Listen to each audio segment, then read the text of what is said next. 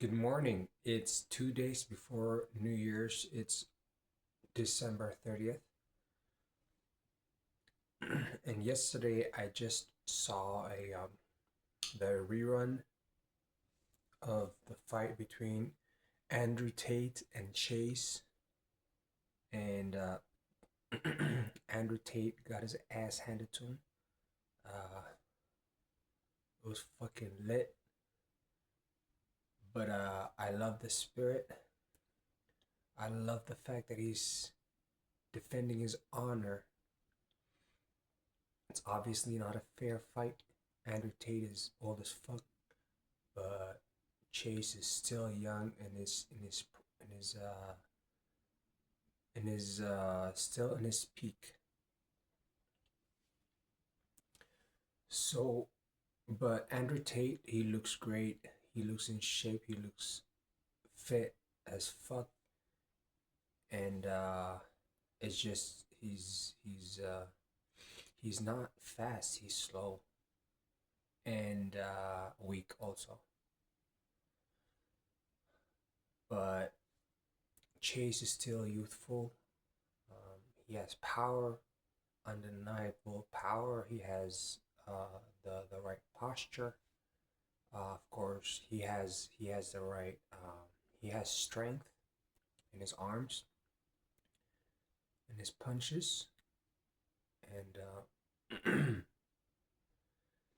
and then he also has a big mouth, obviously. Otherwise, I don't know if Andrew um, Tate would have given him a chance. Andrew Tate is famous as fuck. There's a lot of people that hate on him. Um, uh, he gets a lot of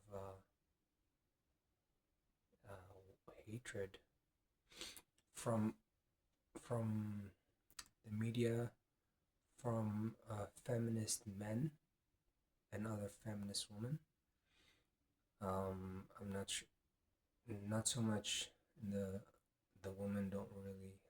I'm not sure a lot of women follow him, but a lot of men do as a positive role model. A lot of young men,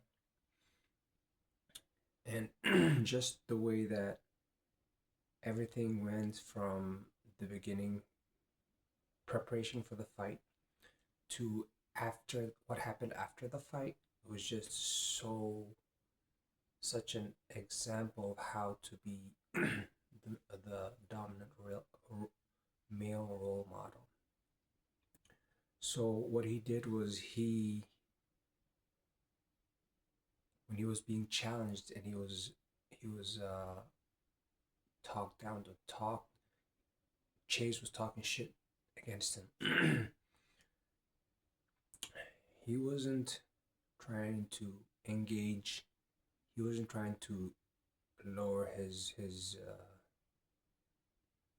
own reputation by fighting in the mud with Chase, but he wasn't gonna leave the challenge unanswered, and he wasn't gonna walk away, which is the right thing to do. If you want to protect your reputation, you don't want to ruin your the reputation by acting like a child, but then also you don't want to run away either from the challenge. So he did both. He maintained his composure. He maintained eye contact, which is important. Chase started to calm down after he got a lot of eye contact, and he didn't back down. Andrew Tate did not back down, and he's a former uh, kickboxer. Former versus Chase is still in his prime. So, but Andrew Tate did not back down. He gave full eye contact, and I think Chase kind of got the message. This guy's not gonna back down, and then he started to calm down. He wasn't talking shit so much. Andrew Tate kept saying like, say some, keep talking shit, and you wouldn't talk so much shit because you like in the uh, pre-fight um, face-off, he wasn't talking too much shit because he already knew like what was gonna happen. He was internally preparing himself mentally. Of course, physically he's ready, but mentally, if you're not ready, anybody can lose a fight. So mentally, he was preparing himself. Obvious professional. Chase is obvious professional. So then the fight happened, and then Andrew Tate got licked, and and and I think it was at least 6 rounds. It was a very extended fight. Uh, Probably more like 8 or 9, but uh,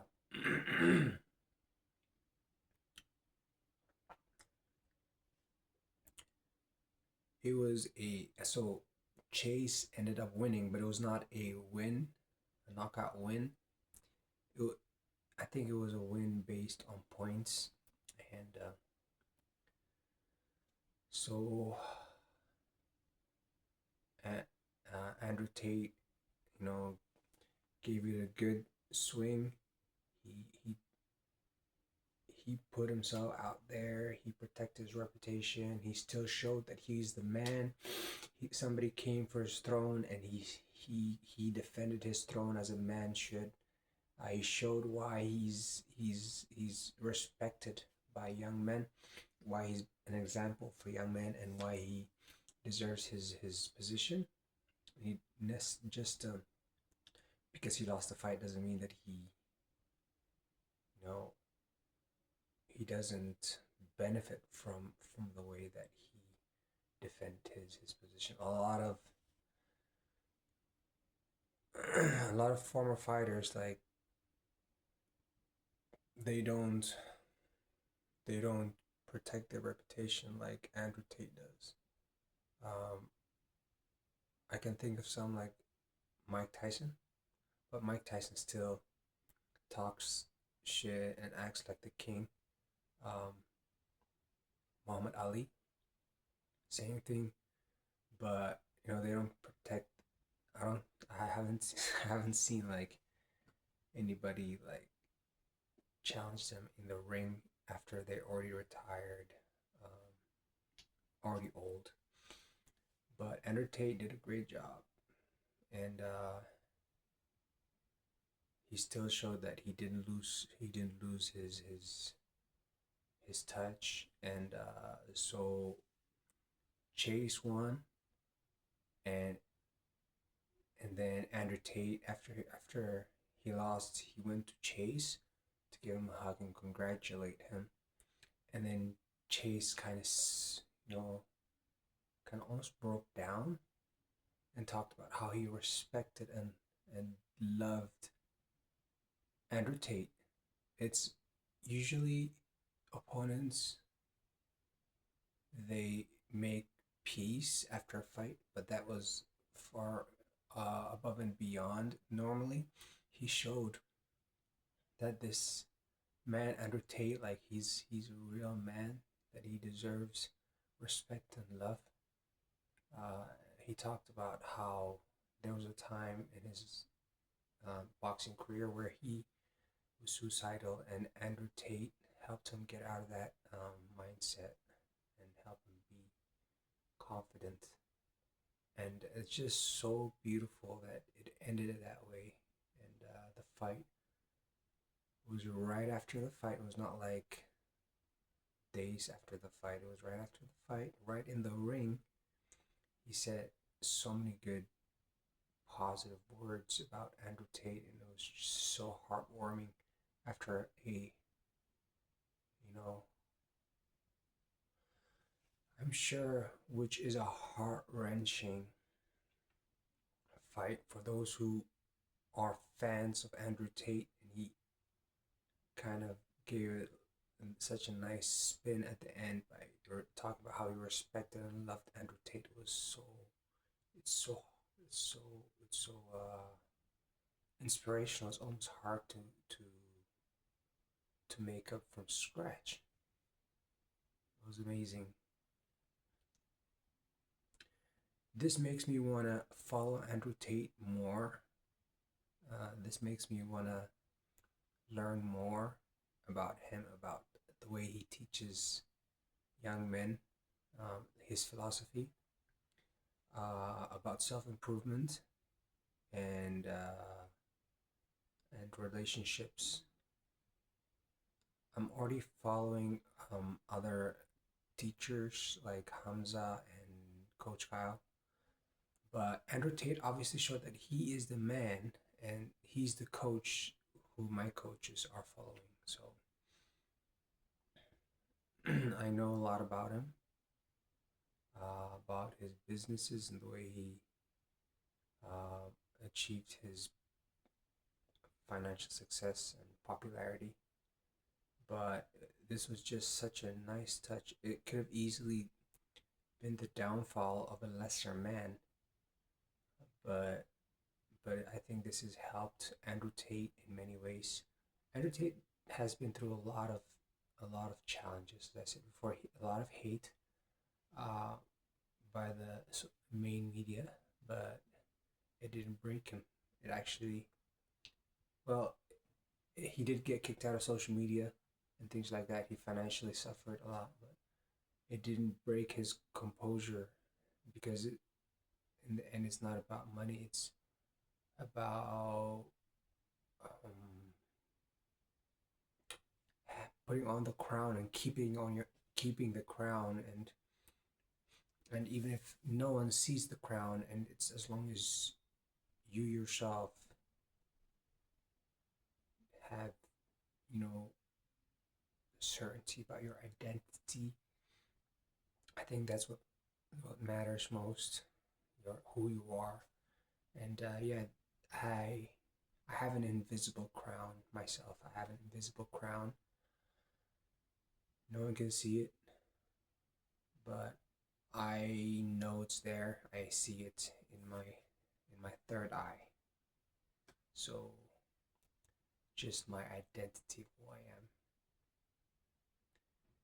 am. Thank you so much for giving me your time to listen to my ramble.